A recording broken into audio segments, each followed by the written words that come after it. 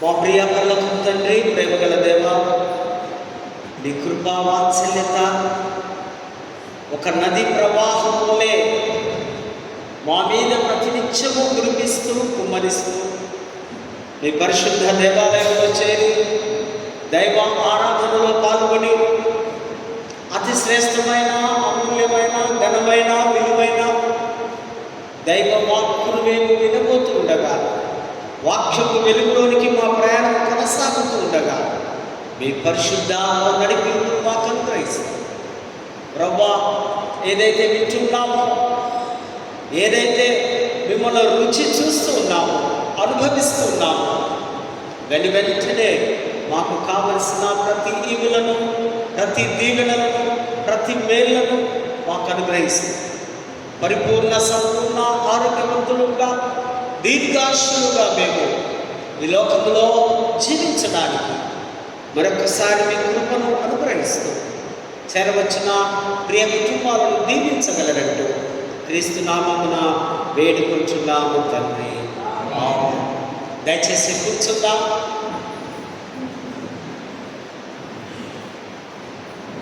మన రక్షకుడు, మన పునరుద్ధారుడైన, మన విమోచకుడైన, నిన్న నేడు నిరంతరము సజీవుడుగా జీవిస్తున్నటువంటి తండ్రి, కుమార, పరిశుద్ధాత్మ త్రియేక దేవుని నామమున దేవునికి నిండు మహిమ, ఘనత, ప్రభావములు చెల్లిస్తూ ఉన్నాం. అదేవిధముగా మరి యొక్క ఘన లేదా శ్రేష్టమైన, అమూల్యమైన, విలువైనటువంటి భాగ్యాన్ని నాకు అనుగ్రహించినటువంటి అధ్యక్ష మండలము పీఠాధిపతి గారైనటువంటి most reverend doctor professor Robert Mark తండ్రి గారికి, అధ్యక్ష మండలపు vice chairman reverend doctor T Bhaskar గురువుల వారికి, అధ్యక్ష మండలపు డిసిసి చైర్మన్స్, ఆఫీసర్స్, నాయకులు, క్లర్జీ, ప్రతి సంఘానికి కూడా దేవుని నామములో మరి శుభములు, దీవెనలు ప్రకటిస్తూ ఉన్నాం. సిఎస్ఐ జగదిలిగుట్ట సంఘపక్షముగా మరి దూర ప్రాంతం నుంచి కూడా వీక్షిస్తున్నటువంటి మా ప్రియులకు, కుటుంబ సభ్యులకు, స్నేహితులకు దేవుని నామములో శుభములు తెలియపరుస్తూ మీకందరికీ త్రిత్వం యొక్క శుభములు, దైవాశీస్సులు తెలియపరుస్తూ ఉంటున్నాను. చాలా ప్రాముఖ్యమైనటువంటి very very very important, most important theme. ఈ థీమును మిస్ అవుతే ఇక మనకు ట్రినిటీ, త్రిత్వము అన్నది అర్థం కాదు.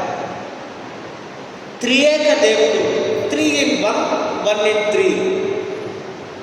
భిన్నత్వంలో ఏకత్వం, ఏకత్వంలో భిన్నత్వం. ఇది it is very mysterious holy trinity. ఇది చాలా మర్మంతో కూడిన త్రిత్వం. త్రిత్వ దేవుడు, త్రియేక దేవుడు ఆధునిక ప్రపంచంలో రకరకాలైనటువంటి మతాలు, కులాలు, మనుషులు, భిన్నమైనటువంటి వారు, వారి యొక్క కల్చర్, వారి యొక్క సంస్కృతి, వారి భాష, వారి సాంప్రదాయాలు మనము ప్రపంచమంతా చూస్తూ ఉన్నాం. సో దీని గురించి చాలా గడిబిడిగా ఉంది, ట్రినిటీ గురించి. కానీ ఈ యొక్క మన ప్రపంచంలో మనం గమనించినట్లయితే, అంశాన్ని మనం చూసినట్లయితే, త్రిత్వము ప్రేమ యొక్క దైవిక సహవాసం. Trinity the divine communion of love. Trinity సహవాసంలో దైవ ప్రేమ ఉంది. దేవుడు ప్రేమమయుడు, దేవుడు ప్రేమ స్వరూపి. యోహాను సువార్త 3:16 మనకు బాగా నోటెడ్. దేవుడు లోకమును ఎంతో ప్రేమించాడు, అన్లిమిటెడ్గా. ఆయన ప్రేమ స్వరూపి కనుక ఆయన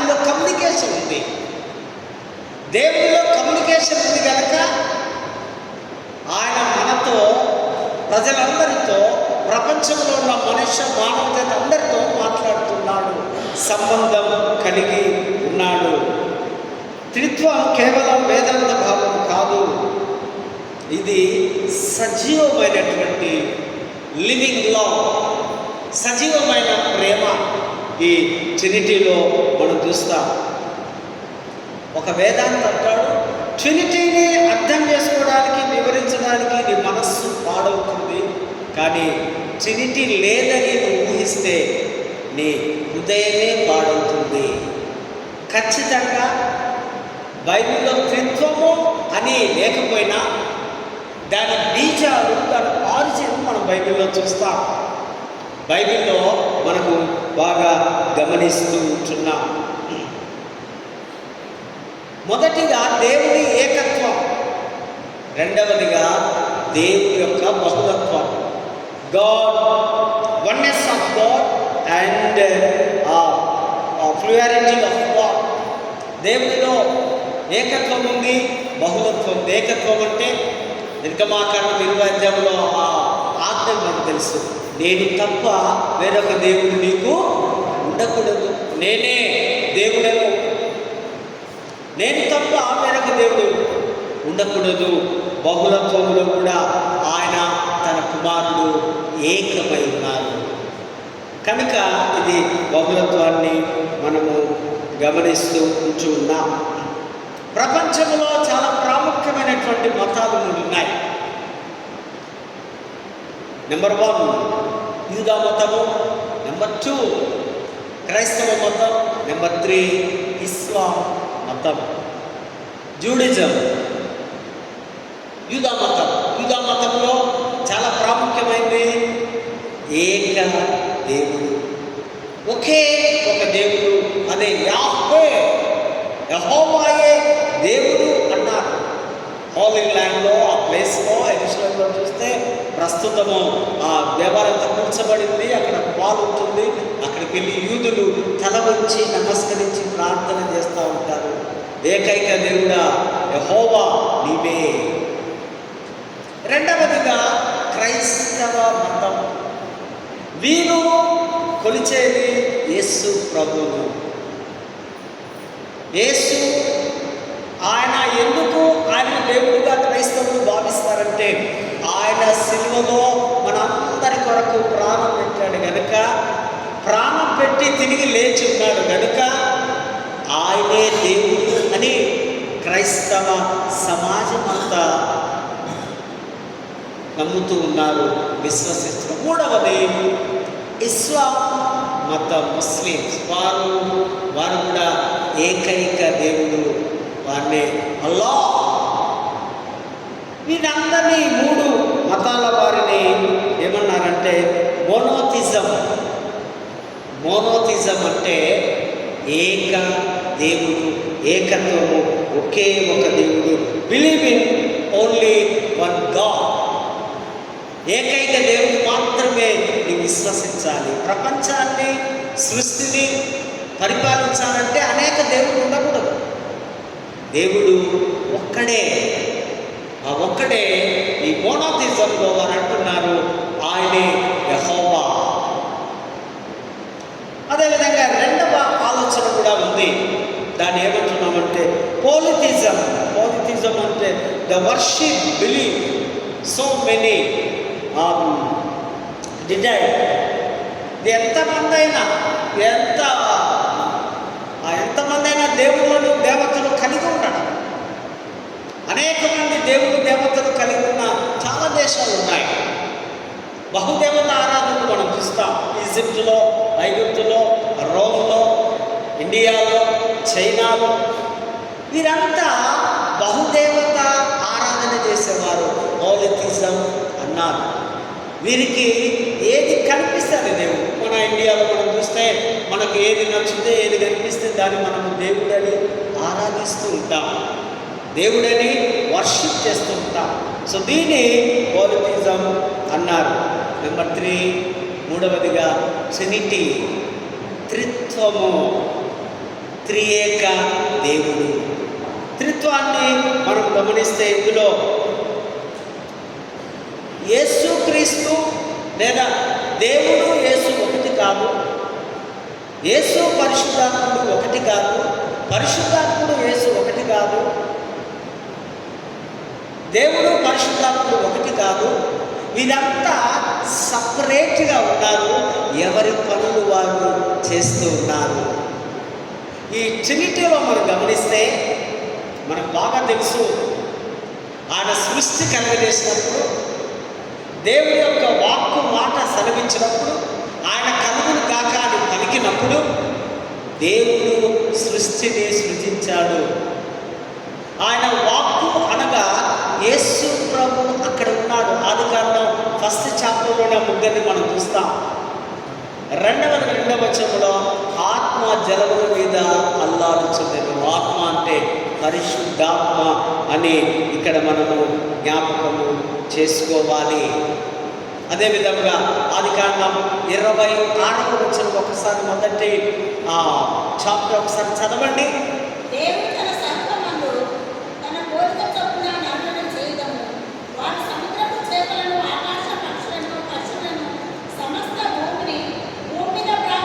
చాలు. దేవుడు మన స్వరూపమందు 26వ అధ్యాయం. దేవుడు అన్నప్పుడు అక్కడ చిన్న డాష్ ఉంటుంది చూడండి, ఉందా? మీ బైబిల్లో కనిపిస్తుందా చిన్న డాష్? ఇది బాగా ఈ థియాలజీ, ఈ ప్రాస్పెక్టిస్, ఇది మనం ఏమర్థం చేసుకోవాలంటే చిన్న డాష్ ఉంటే దేవుడు మాట్లాడుతున్నాడు. ఈ కాండాలన్నీ ఎవరు రాసినారు? ఎవరు?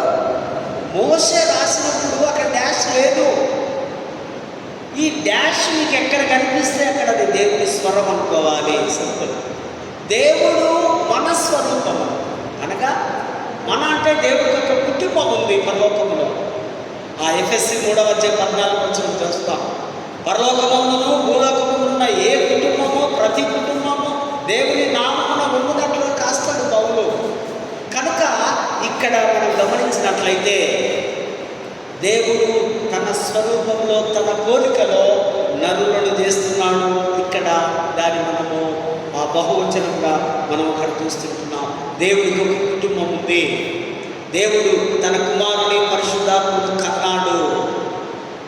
కనుకనే ఆ మాటలు రాయబడింది. థియాలజీ ప్రాపర్, క్రమబద్ధమైన దైవ శాస్త్రం. ట్రినిటీ ఇది ఒక భాగం. 10 డివిజన్స్ ఉంటాయి. ఈ యొక్క క్రమబద్ధమైనటువంటి థియాలజీ దేవ శాస్త్రంలో 10 భాగాలు, 10 సబ్జెక్ట్స్ ఉంటాయి, 10 థీమ్స్ ఉంటాయి. ఈ థీమ్స్ను ఇందులో ఆ ట్రినిటీ అన్నది ఒక థీమ్. క్రీస్తు శకం 381లో నైషియా అనే సభలో అక్కడ డిస్కషన్ చేసినప్పుడు ట్రినిటీని గురించి వారందరూ ఒక ఆలోచనకు వచ్చున్నారు. ట్రినిటీ ఉంది. తండ్రి సేమ్ సబ్స్టెన్స్, కుమారుడు same substance, holy spirit same substance. అంటే ఒకే సత్తువ కలిగిన వారు, ఒకే సారం కలిగిన వారు. ఇక్కడ నో అప్ అండ్ డౌన్స్.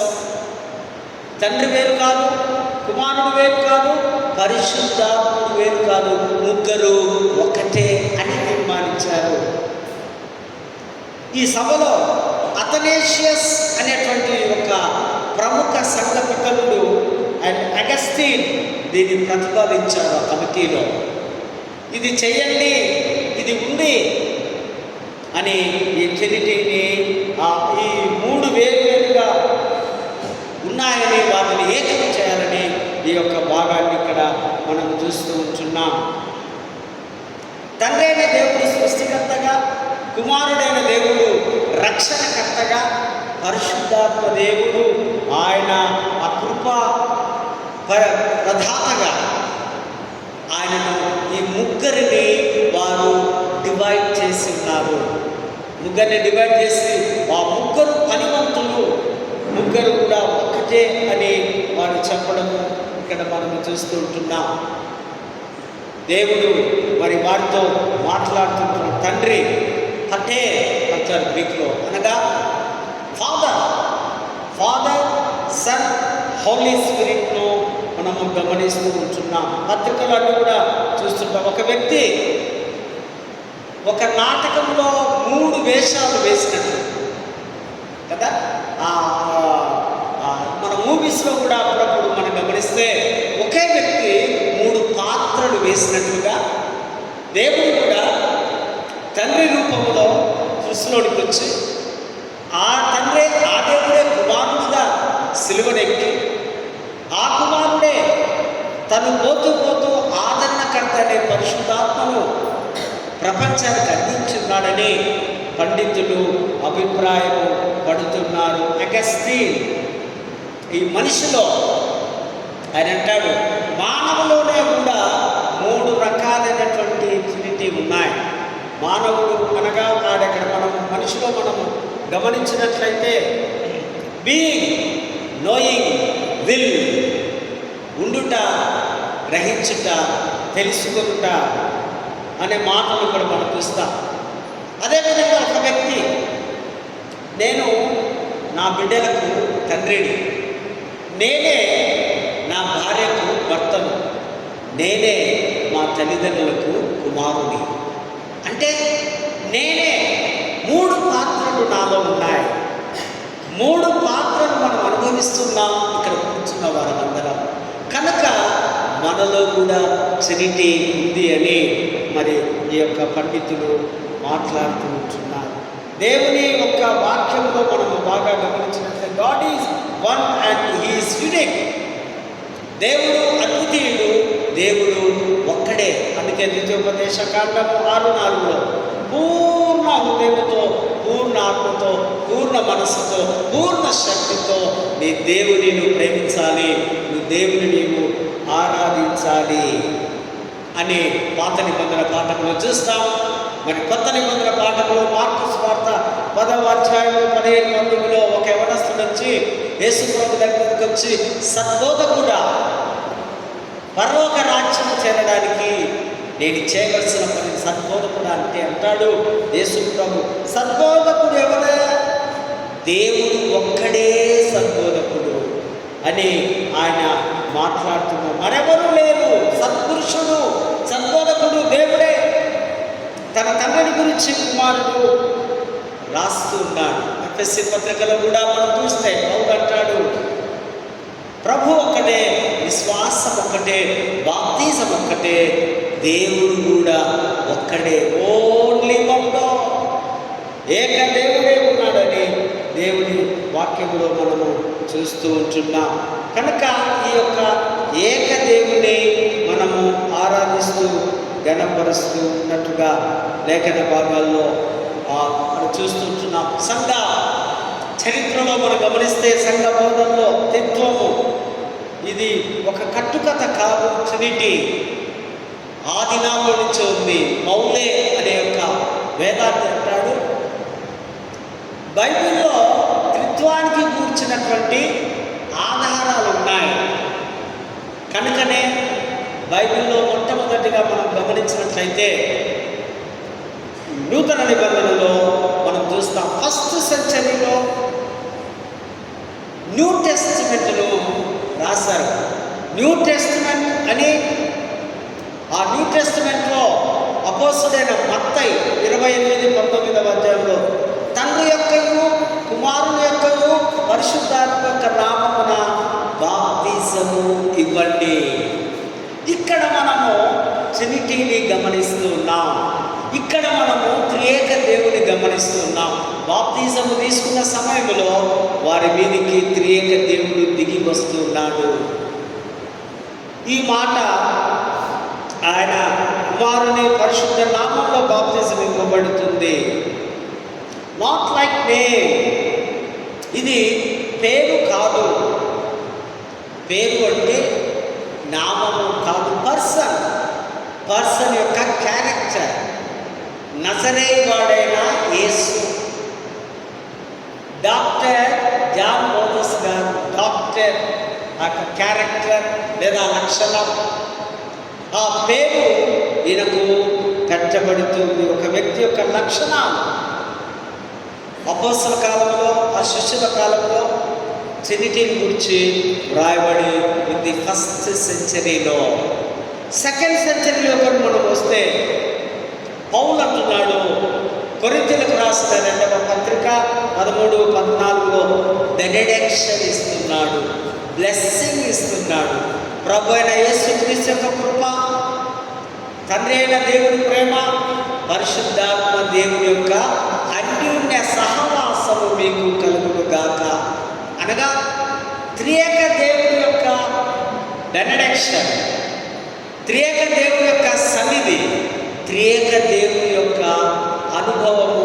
ఆయనను తాకుతున్నావు, ముడుతున్నావు, ఆయనను ఉనికి కలిగి ఉన్నామని ఆ యొక్క దీవెనలో మనము త్రియేక దేవుని తీసుకుంటున్నాం. మన గురువులు చివరి ప్రార్థన టైంలో బెనెడిక్షన్ అందరము ఇస్తారు, అందరూ మనము తీసుకుంటాం. సెకండ్ సెంచరీలో దీన్ని మనము చూస్తుంటున్నాం. థర్డ్ సెంచరీలో హిస్టరీ బ్రీఫ్గా జాగ్రత్తగా వినాలి. ఒక సబ్జెక్టు బోధించాలంటే ఇది చాలా రెఫరెన్స్, చాలా బుక్స్ చదవాలి కదా. చదవండి మరి ఏమి బోధ చేయలేము, ఎందుకంటే అనేక బుక్స్ రెఫరెన్స్ చేయాలి. ఇక థర్డ్ చర్చ్లో ఎర్లీ ఈ యొక్క చర్చ్లో ఫాదర్స్ అన్నారు వారిని, సంఘ పితరులు. ఈ సంఘ పితరులలో మనం చూస్తే అంతియోకియా ఇగ్నేషియస్, ఈయన అంతియోకియాకు 2వ బిషప్గా ఉన్నారు. ఈ ఇగ్నేషియస్ ఏడి క్రీస్తు శకం 110వ సంవత్సరం హతసాక్షి అపోస్తల బోధనలను ఎరిగిన వాడుగా వారిని ఆ బోధనలో మీరు సంతోషించండి, ట్రినిటీలో ఆనందించండి అని ఈ సంఘ పితరులు ఇగ్నేషియస్ గారు చెప్తూ ఉన్నారు.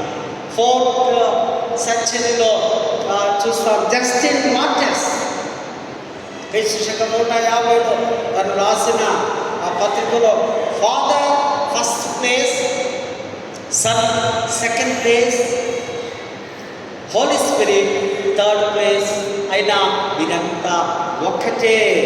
వీరి అందే మనము rejoice, always rejoice in the trinity. త్రిత్వములో అందరూ ఆనందించండి అని వారు చెప్పి ఉన్నారు. చివరిగా ఒక ప్రాముఖ్యమైన వ్యక్తి అపోస్తలుడైన యోహాను యొక్క శిష్యుడు, ఈయన కూడా బిషప్గా ఉన్నారు. ఇది పోలీకార్పస్ స్ముర్ణ అనే సంఘం. ప్రకటన గ్రంథంలో మనకు 7 సంఘాలకు ఆ పత్రికలు రాస్తారు. 7 సంఘాలు, స్ముర్ణ అనే సంఘం ఉంది. ఆ సంఘానికి ఈయన సంఘ బిషప్గా ఆయన పనిచేశాడు. ఈయన హతసాక్షి అయి ఉన్నాడు. ఈయన యోహాను యొక్క శిష్యుడు. ఈయన చనిపోయే ముందు ట్రినిటీని స్తుతించి ప్రార్థించి చనిపోయాడు.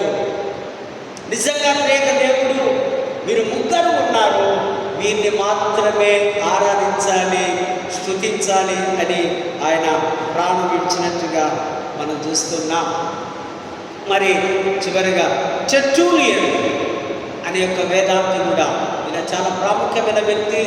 ఈయననే ట్రినిటీని వెలుగులోనికి తీసుకొని వచ్చి ఉన్నాడు, లోకంలోనికి తీసుకొని వచ్చి ఉన్నాడు. ఈయన క్రీస్తు శకం 150 నుంచి 120 మధ్యలో సంఘ పితరులలో పెద్ద స్థానం అంటే చర్చ్ అంతటికి, ఆ పితరులంతటికి ఒక పెద్దవాడుగా, పెద్ద జ్ఞానవంతుడుగా ఈయనను అభినందించారు. ఈయన 27 పుస్తకాలు, న్యూ టెస్టిమెంట్లో ఉన్న బుక్స్ అన్నీ దీనికి న్యూ టెస్టిమెంట్ అని పేరు పెట్టాడు. మనం క్రొత్త నిబంధన అంటున్నాం కదా, ఈ పేరు ఆయనే పెట్టాడు. 27 బుక్స్ను సమకూర్చింది నేనే. అందులో మొట్టమొదటిగా వాడిన పదం ఈయన గాడ్ బ్లెస్ అన్న పదాన్ని వాడాడు. దేవుడు మిమ్మల్ని దీవిస్తున్నాడని ఆయన చెప్పడము జరిగింది. గాడ్ బ్లెస్ అన్నది అక్కడి నుంచే ఆయన కాలంలో నుంచే స్టార్ట్ అయింది. రెండవదిగా ఇఫ్ గాడ్ విల్, దేవుని చిత్తమైతే అనే మాటను కూడా ఆయనే ప్రపంచానికి తీసుకొని వచ్చారు. కొన్నిసార్లు మనం అంటుంటాం, దేవుడి చిత్తమైతే కలుద్దాం, దేవుడి చిత్తమైతే చూద్దాం, ప్రార్థన చేయండి, దేవుడి చిత్తము కావాలి. సో ఆ మాటలన్నిటి కూడా క్రైస్తవ లోకానికి పరిచయం చేస్తున్నారు. టెర్టులియన్ అనే పండితుడి మనము గమనిస్తూ ఉంటున్నాం. 3 విధాలుగా లేఖన భాగాల్లో మనము గమనిస్తూ ఉన్నటువంటి మాటలు ఇక్కడ మనం చూస్తున్నాం. చదవబడిన లెసన్స్లో కొన్ని నిమిషాలు చెప్పి నేను ముగిస్తాను. యెషయా ప్రవక్త ఈ యొక్క 40 నుంచి 45 అధ్యాయాలు, ఆ అధ్యాయంలో ఈ యొక్క ఇశ్రాయేలు ప్రజలందరూ చెరలో ఉన్నారు, జైల్లో ఉన్నారు, బబులోను చెరలో ఉన్నారు. చెరలో ఉన్నప్పుడు ఇక్కడ ఆ ప్రవక్త వారిని ఉద్దేశించి రాస్తున్న మాటలు చూస్తున్నారు. నిత్య నమ్మకమైన విమోచకుడు, ఎటర్నల్ ఫెయిత్ఫుల్ రిడీమర్, మనకు విమోచించడానికి దేవుడు ఉన్నాడు. ఆయన నమ్మకమైన వాడు.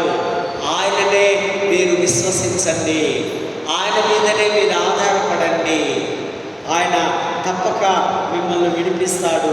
అది చూస్తున్నా ఇక్కడ మొదటి 12వ వచనం, నేను మొదటి వాడను, నేను కడపటి వాడను. I am the first and last, alpha omega. ప్రకటన గ్రంథంలో యేసు ప్రభు గారు అంటారు, నేను మొదటి వాడను, నేను కడపటి వాడను, నా ముందు ఎవరు లేరు, నా వెనక ఎవరు లేరు, నేనే కనుక మీరు నా మీద నన్నే మీరు ఆధారపడి మీరు విశ్వసించాలి. I am the first and I am the last. చిత్వ స్వభావము ఇందులో 12-17 వచనంలో మనకు కనిపిస్తుంది. యెహోవా తండ్రి, పంపబడిన వాడు కుమారుడు, ఆయన ఆత్మ పరిశుద్ధాత్మ. ఈ వచనాల్లో మనము గమనిస్తూ ఉంటున్నాం. The father, son and holy spirit are eternal. తండ్రి, కుమార, పరిశుద్ధాత్ముడు నిత్యము జీవించేవారు, నిరంతరము జీవించేవారు. దీనిని ఈ యొక్క పాత నిబంధన గ్రంథంలో ప్రవక్త ద్వారా మన మాటలు మనము గమనిస్తూ ఉంటున్నాం. దేవుడు మనుషులను తన సహవాసంలోనికి, తన ఫెలోషిప్లోనికి దేవుడు పిలుస్తున్నాడు. నాకు మీరు వేరుగా ఉండి మీరేమీ చెయ్యలేరు. కొన్నిసార్లు దేవుడికి వేరుగా ఉంటే మనం పాపములో, శాపములో, శోధనలో పడిపోతుంటాం. ఆయన అంటున్నాడు, నా యొద్దకు రండి, నా యొద్దకు వస్తే ప్రయాసపడి భారం మోస్తున్న సమస్త జనులారా, ఎందుకు బయట ఉన్నావు? యెహోవా వలన ఆశీర్వదింపబడిన వాడా, నీవు లోనికి రమ్ము. దేవుడి యొక్క యూనివర్సల్ ఇన్విటేషన్ని ఇక్కడ మనము చూస్తూ ఉంటున్నాం. నేను నిన్ను విమోచించి ఉన్నాను, భయపడకము, పేరు పెట్టి నేను పిలిచి ఉన్నాను, నీవు నా సొత్తు, గాడ్ బిలాంగ్స్ టు మీ. నీవు నాకు సంబంధించిన వాడవు.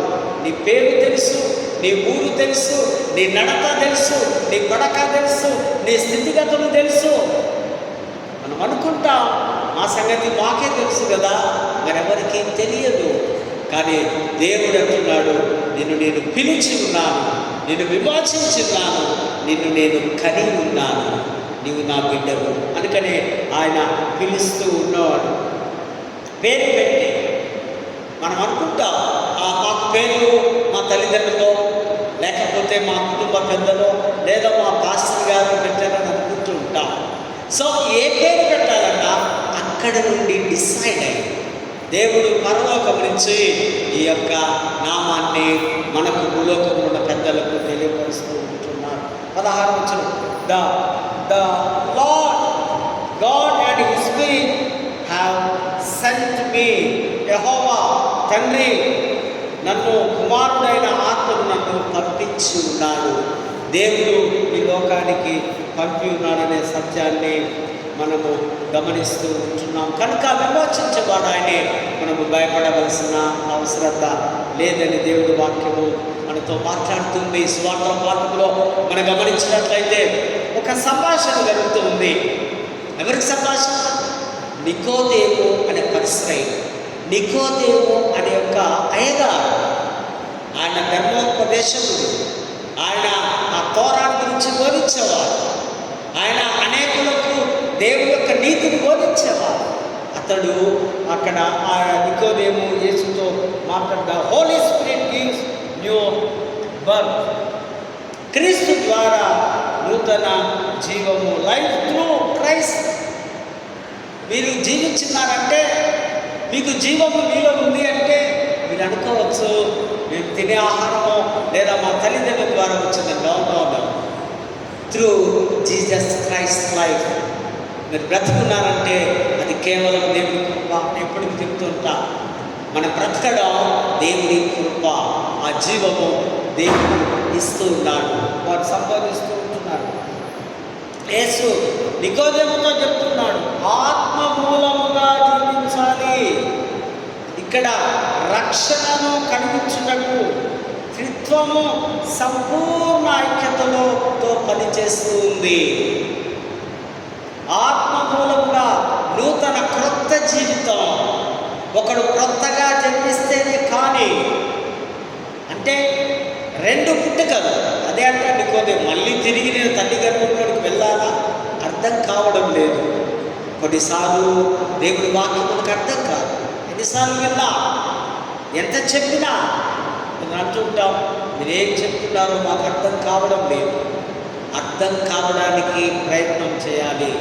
అర్థం కావడానికి నెమ్మవాము మనస్సు సిలువ వైపు ఉంచాలి. అట్లీస్ట్ 20-30% అయినా దేవుడి వాక్యాన్ని మనం అర్థం చేసుకుంటాం. అర్థం చేసుకొని బయటకు వెళుతున్నప్పుడు అనేకమైనటువంటి దైవ ఆశీస్సులతో మనం వెళ్తాం. ఈ నికోదేము కూడా, ఈ పెద్ద మనిషి కూడా ఏమీ అర్థం కావడం లేదు. క్రొత్త జన్మ, నూతన జన్మ అంటే నీవు తిరిగి జన్మించడం. బాప్తిజం అనే ఆ యొక్క సంఘటన ద్వారా, బాప్తిజం అనే సంస్కారం ద్వారా, ఆ సాక్రమెంట్ ద్వారా నీ పాపములు, నీ శాపములు అన్నీ నువ్వు సమాధి చేయబడాలి. ఇక తిరిగి పాత జీవితంలోనికి, రోత జీవితంలోనికి, లోకంలోనికి ప్రయాణించడానికి వీలు లేదు. అదే అంటాడు ఇక్కడ యేసు. ఐక్యంగా అగాపె గురించి, అనగా దైవికమైనటువంటి ప్రేమ గురించి ప్రభు ఆయనతో మాట్లాడుతున్నాడు. ఈ అగాపె అనే ప్రేమ సువార్త యొక్క హృదయ స్పందన. సువార్తను ప్రకటిస్తుంటే హృదయాలు తెరవబడాలి, హృదయంలో మార్పు రావాలి. లుదియా ఎప్పుడైతే ఈ యొక్క పౌలు, పేతురు వాళ్ళందరూ సువార్తను బోధిస్తున్నారు, వాక్యాన్ని బోధిస్తున్నారు, వెంటనే ఆమె హృదయం తెరవబడింది. మూయబడినటువంటి హృదయాలు తెరవబడాలి. యేసు నామములో, యేసు నామములో రక్షణ తనంతటకు తానుగా దేవుడి ద్వారా మన హృదయాలు తెరవబడాలి అని ఇక్కడ దేవుడి వాక్యాన్ని సూటిగా మాట్లాడుతున్నాడు. తండ్రి పంపించుటకు, కుమారుడు మరణించుటకు, మరియు ఆత్మ పునర్జన్మనిచ్చుటకు అగాపె ప్రేమ ప్రేరేపిస్తుంది.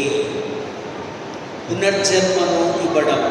అదే అంటాడు తర్వాత 14-15లో, the son was lifted up for salvation. కుమారుడు రక్షణ కొరకు ఎత్తబడ్డాడు. ఇక్కడ మనం గమనించిందంటే యేసు తనను తాను ఇత్తడి సర్పముతో పోల్చుకుంటున్నాడు. అరణ్యములో ఇశ్రాయేలు ప్రజలు ఇత్తడి సర్పాన్ని మోషే చూపినప్పుడు ఏ విధంగా బ్రతికారో, యేసు అనే ఇత్తడి సర్పం, యేసు అనే ఆ సిలువను చూసినప్పుడు మరణించిన, పాపంలో శాపంలో మరణించిన మనము తిరిగి బ్రతకాలి.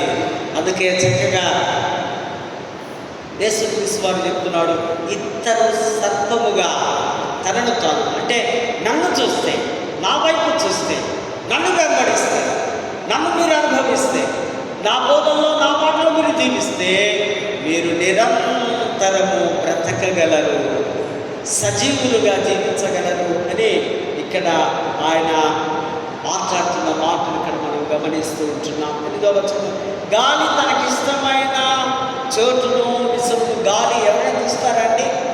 శబ్దాన్ని వింటాం కదా, గాలి దుమారం వచ్చింది అంటూ ఉంటాం. కానీ ఇక్కడ రువా ఆత్మ గాలిగా పరిశుద్ధాత్మగా దిగి వస్తుంది. దేవుడు ఇక్కడ హోలీ స్పిరిట్లో చివరి దేవుడైన పరిశుద్ధాత్మ గురించి మాట్లాడుతూ గాలి తనకిష్టమైన, అంటే ఈ గాలి ఈ పరిశుద్ధాత్మ తనకిష్టమైన వ్యక్తుల మీదకి వాలుతుంది. అందుకే పాడుకున్నాం కదా, ఆత్మ నడుపు సత్యములోనికి పోడే, ఆత్మ నడుపు, ఆత్మ నడిపిస్తుంది, పరిశుద్ధాత్మ దిగి వస్తుంది. గాలి దానికి ఇష్టమైన గాలి మనం చూడకపోయినా దాని శబ్దాన్ని, కదలికను మనము గ్రహించగలం. అదేవిధంగా 16వ వచనంలో దేవుడి లోకమును ఎంతో ప్రేమించమని దేవుని వాక్యంలో మనం చూస్తున్నాం. దేవుడి ప్రేమకు అవధులు లేవు. అందరినీ అలింగం చేసుకునే శక్తి ఆ ప్రేమకు ఉంది అని భక్తుడు రాస్తున్నాడు. అందులోనే ఆ 16వ అధ్యాయంలో నశింపక అనే మాట అవిశ్వాసం ద్వారా అనుక్షణము పడే నరకయాతనకు చిహ్నంగా ఉంది. నశించుట అంటే కష్టములో కూరుకుపోయి, శ్రమంలో, బాధలో ప్రతినిత్యము నీ శరీరము, నీ ఆత్మ కృంగిపోయే స్థితి. దానికి చిహ్నంగా ఉంది నరకయాతన అనుభవించడం. కొద్దిమంది బ్రతికుండగానే, అరే మేము నరకం చూస్తున్నాము రాబాయి, మా కుటుంబంలో శాంతి లేదు, మాకు నెమ్మది లేదు, మా శరీరానికి ఆరోగ్యం లేదు, మేము చనిపోయినా బాగుండవు అనే వారికి భక్తుడు రాస్తున్నాడు. ఇది అట నశింపక అనే మాటలు మనము చూసి, అదే అవసరంలో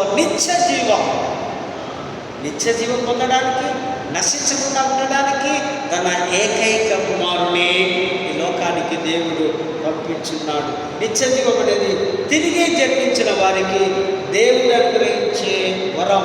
ఇది దైవిక జీవితం, గొప్ప వరం. ఇట్స్ ఏ బిగ్ బూ.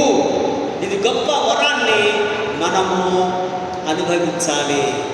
క్రీస్తునందు ప్రేమైనటువంటి వారు ట్రినిటీని నమ్మాలి, విశ్వసించాలి. పరిశుద్ధాత్మ దేవుడు ఉన్నాడు, కుమారుడైన దేవుడు ఉన్నాడు, తండ్రి అయిన దేవుడు ఉన్నాడు. వీరు ముగ్గురు కలిసి ఒకే వ్యక్తులుగా, ఒకే శక్తిగా ఆ ప్రపంచాన్ని, సృష్టిని నడిపిస్తూ ఉన్నారు. వీరందరినీ మనము ఒకానొక దినం కలుసుకుంటాం. ఆ కృపా భాగ్యం పొందాలంటే ఇప్పుడే సిలువ వద్దకు పరిగెత్తుకుని రావాలి. సిలువను చూస్తూ సిలువలో వేలాడుతున్న యేసుతో మనం కమిట్ అయిపోయి, ప్రభువా ఇదిగో నేను ఉన్నాను, నన్ను కనికరించి నాకు ఈ రక్షణ భాగ్యం మరొకసారి అనుగ్రహించని ప్రార్థిస్తే దేవుడు తప్పనిసరిగా మనం శుద్ధి చేయగలడు, మన తన కుమారునిగా అంగీకరించగలడు. అటువంటి కృప, పరిశుద్ధాత్మ నడిపింపు, దైవాశీస్సులో దేవుడు మనకు సమృద్ధివంతంగా అనుగ్రహించడు గాక. ప్రేమగల తండ్రి, నీకు వందనాలు. తబడిన కొన్ని నిమిషాలు వాక్యాన్ని ప్రభా మా హృదయంలో సిద్ధపరచుకొని, స్థిరపరచుకొని, దేవ వాక్యానుసారంగా మేము బ్రతకడానికి సహాయం చేయగలరు. క్రీస్తు నామమున వేడుకుంటున్నాము.